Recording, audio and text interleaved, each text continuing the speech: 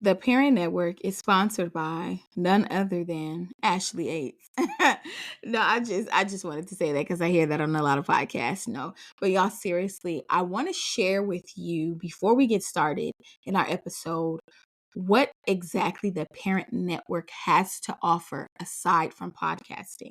The podcast is just one outlet, one creative way for me to share my story, to share other guests and their knowledge and their expertise with you all. But also, we have a thriving and growing community called the Parent Network Hub. It is a membership. So it is a monthly membership. We meet virtually on Mondays, 3 Mondays out of the month, where there is live teaching relevant to parenting, relevant to emotional well being, relevant to life.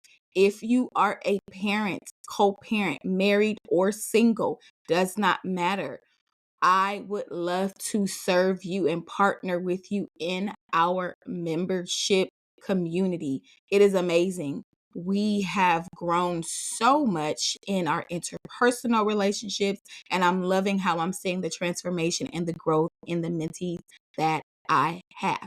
So, if you know you need to grow in your emotional well being and you want to do so in community, go ahead and click that link in the description to fill out the membership form. Also, we don't just meet virtually, but once a year, we come together in our summit where we get away. It is the Mama Summit. Now, because the membership is open to all parents, of course, a pivot is going to have to happen. So I'm looking forward to being able to service the dads. This year is going to be different because of the pivot, where I am opening up that day session that I do with them on Saturday. So be on the lookout for that information because it's not going to be in California, y'all. We are on the move. The Parent Network is on the move, and y'all are going to hear this name ring out, and you'll be like, yep, I know that. I'm a part of that. I listen to that. Y'all see where I'm going with this?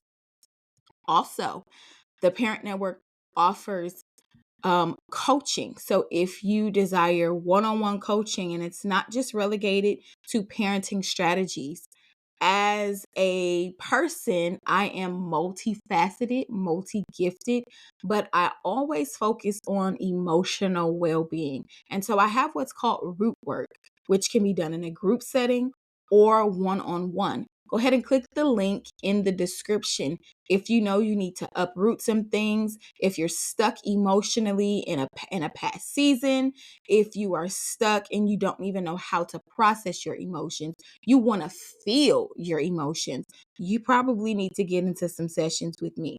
I have trusted history. All right. All right. That's just the plug. If you need it, grab it. And then last but not least, you all know about the podcast because you're here, you're listening to it. This is just one way to reach you all. Also, I'm going to start plugging the book, y'all. Okay. Listen, I wrote a book in 2020. It's amazing, called Grace to Pivot. And it is about my life, but it's about my life up until a certain point. And so that second volume of Grace to Pivot is scheduled to be released in September. Whew, pray that I get that thing done ASAP. But no, I am super excited to pick that part back up because there's so much more to offer you all. And so, as one that is just allowing myself to step into the fullness of what God has called me to do and not limiting myself and thinking that I have to stay in a specific niche, although I know I'm called to parents, I'm also called to educate parents and individuals. So, listen, go ahead and grab my book, Grace to Pivot. If you have a story to tell, it will definitely inspire you to pick up the pen or the computer or however you need to get your story out and begin to process that. You can find it on Amazon, or if you go to the link in the description on my website and purchase from the website, you will receive a signed personal copy of the book. And I just have to add this too, that the picture is fire. Shout out to the Fiverr designer that got the gloss, the matte, and all of that. And shout out to the photographer who did it, Ann. Yes, Ann Photographies, because I want to get it right, because she's a twin, y'all. That's why. But those are the announcements that I want to make sure that you all have access to every single time the podcast drops, because there are things that are happening within the parent network. Just remember, it's going to be a household name, and I'm excited to see the seeds that have been planted flourish. And also, shout out to y'all for listening to the podcast, for streaming it, for downloading it, and for sharing it. I am super grateful that you all are on this journey with me. I'll see y'all in the recording.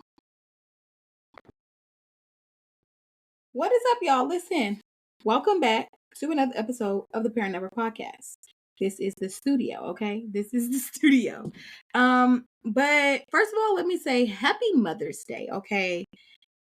This day comes with so many different emotions, so many different experiences for so many different individuals, and I want to acknowledge that. I seen something on TikTok that kind of made me pause and really think about like my journey as a mother. The clip, or the what do they call it, the sound, say like, what do you enjoy about motherhood? And it was like everything. The person said everything. I enjoy everything. And then the question was, what are you afraid of, or what has been the least enjoyable thing about motherhood? And that thing was not being around to be able to take care of them for the rest of your life and the rest of their life. And that right there, it choked me up a little bit, but then it had me thinking, because as mothers, we are considered like the nurturers. We're considered the ones that are going to get it done. And so I want to drop this thought on you as we get ready to dialogue into this. Like, because as mothers, our one of our sole components to us is to get it done. Regardless if you're tired, regardless if you don't have it in you, whatever it is, a lot of times people refer to mothers and their mothers as being able to get it done. And sometimes that can really be to our detriment, because we forget about ourselves. We forget about our desires, our passions, the things in which we were even working towards before we stepped into the role of motherhood. And then to have that idea of, I'm not going to be here any longer to take care of my kids, really kind of puts into perspective that we have to grow with them, journey with them, but we also have to live our lives, and we have to allow them to experience our lives as well. And so that's kind of what I want to talk about today. You know, Mother's Day, like I said, for many, it just evokes a lot of different emotions. For me, it used to be a mixed emotion, because I used to do things out of obligation. Like, it's Mother's Day, and so, I have to get her a gift. I have to do these things. I have to show up for her. And when I became a mom, I started to realize that in my mother's mind, it was still all about her, regardless of the fact that I was a mother, regardless of the fact that my children, wanted to celebrate me. It was, well, I'm your mother. And so sometimes that name mother can leave a bad taste in people's mouths because of what they've experienced. But I want to try to help you to see it from a different perspective today. If you have dealt with the mother wound, if you have dealt with any type of rejection from your mom, and you are a mother, you absolutely can show up in your role as a mother and offer nurture, offer care, offer guidance offer whatever it is that you have to offer healing, but also offer the gift of living. I say this a lot, and I really do mean it. I don't want to just leave legacy. I want to live legacy. I want to live with my children. I want them to be able to experience all of the things that they need to experience to make them a well-rounded individual. And even in that statement though, like I realize that making them a well-rounded individual is not going to come within the 18 years that I have to steward their lives, because generally, after 18 they will go off to college and then they get to experience life on their own. Now, parenting doesn't stop there. And then there are some times where your kids, they don't want to go to college. They have another plan. And to each their own, and however you want to run your household.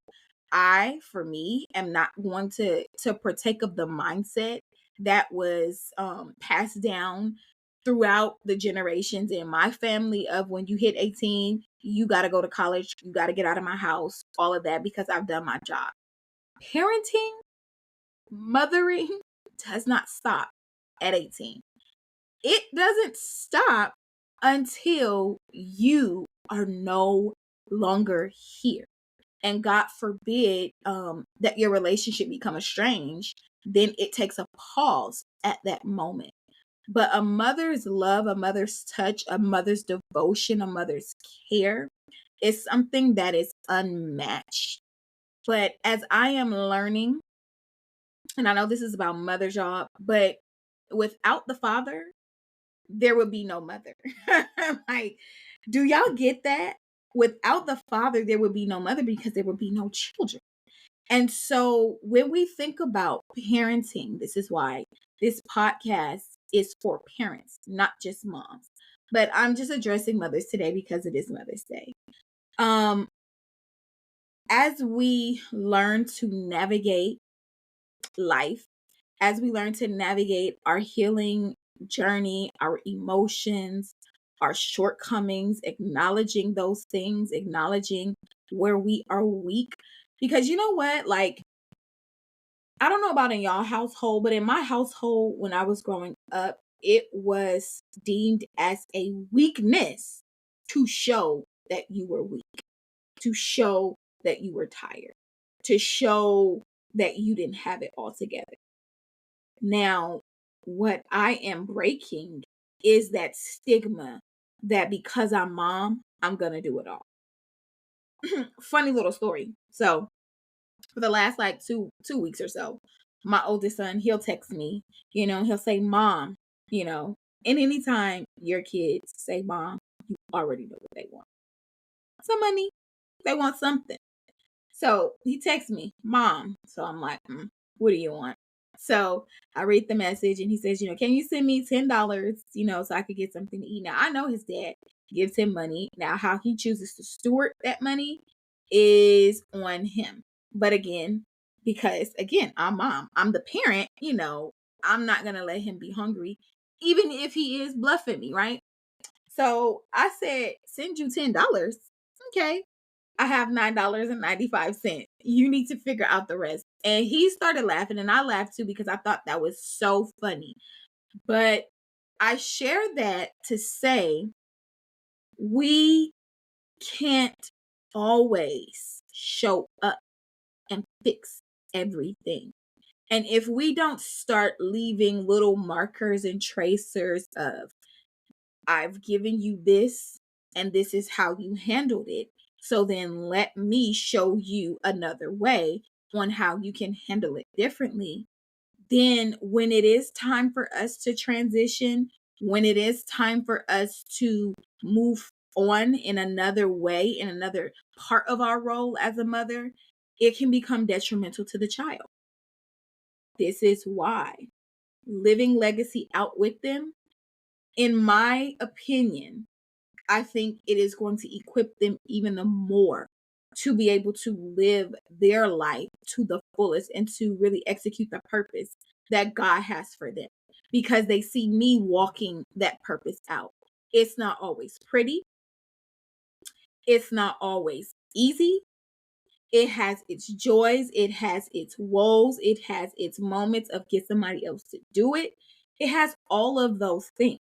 And if they see me walking it out, taking the step to pause, taking the moment to rest, it will then be passed along to them.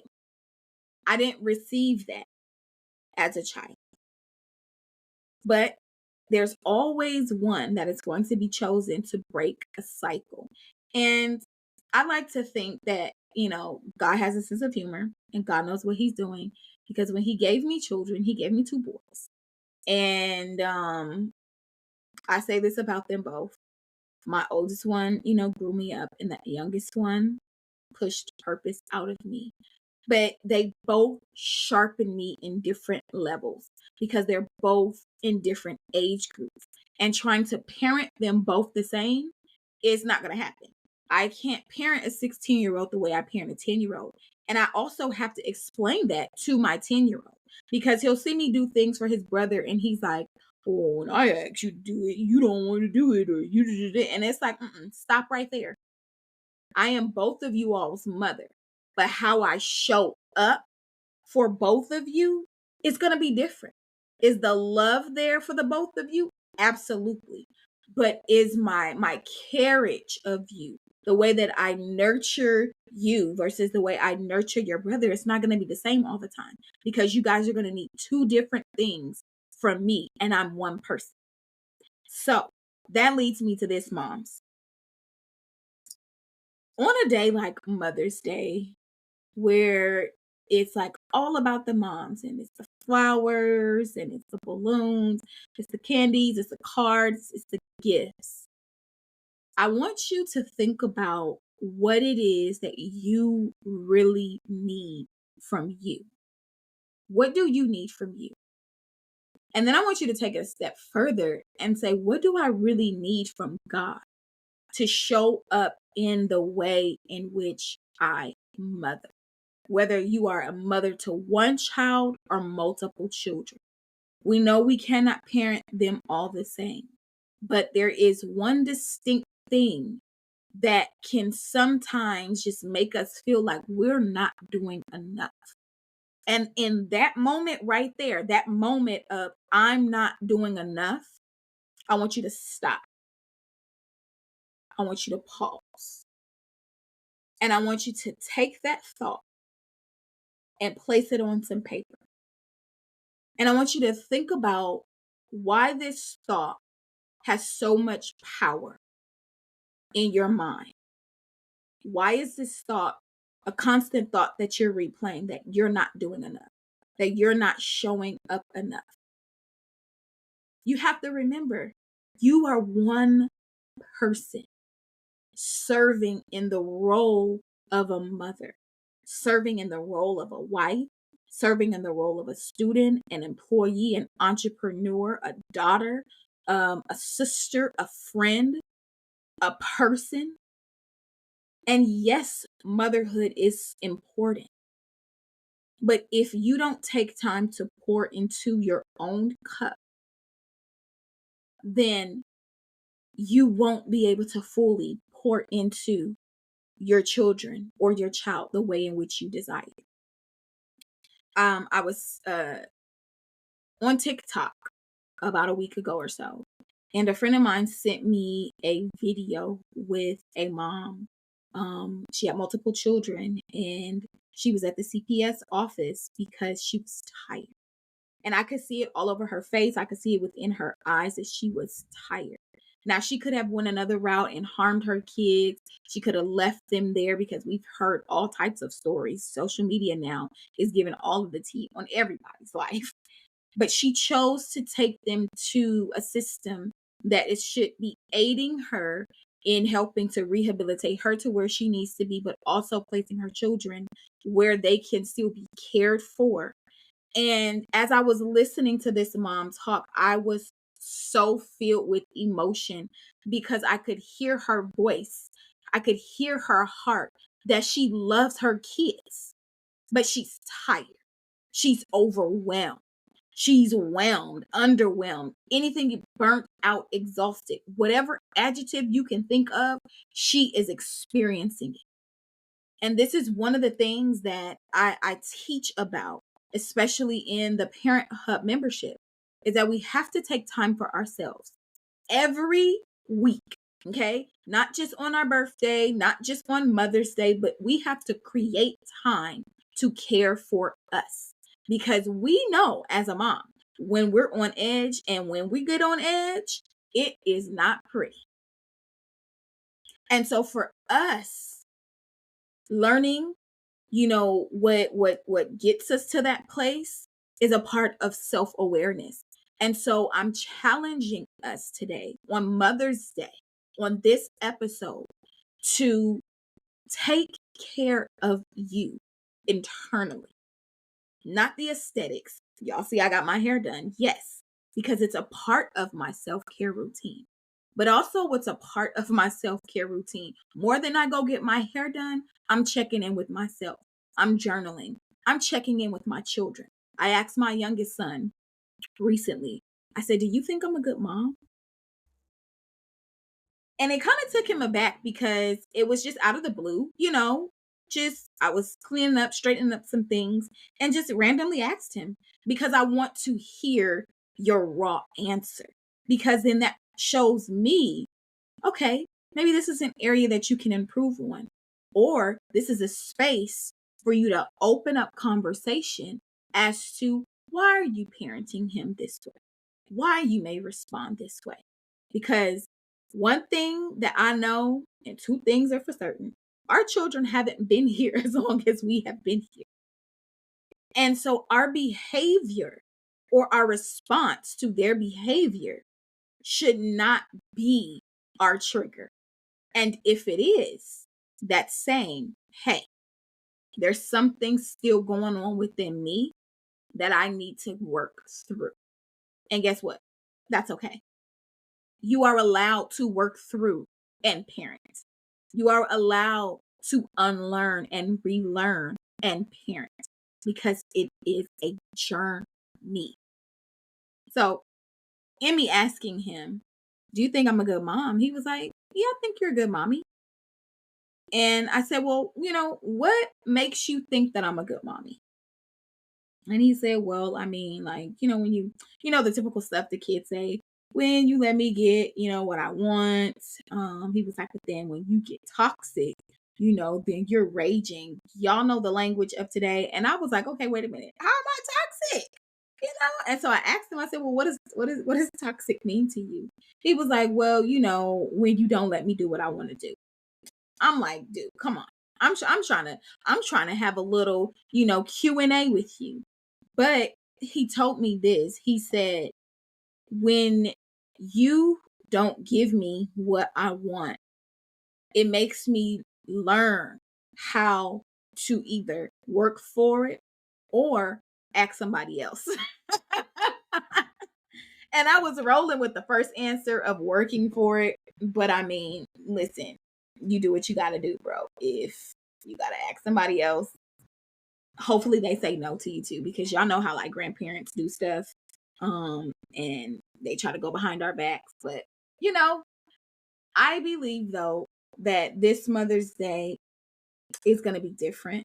Well, I know it's going to be different for a lot of people.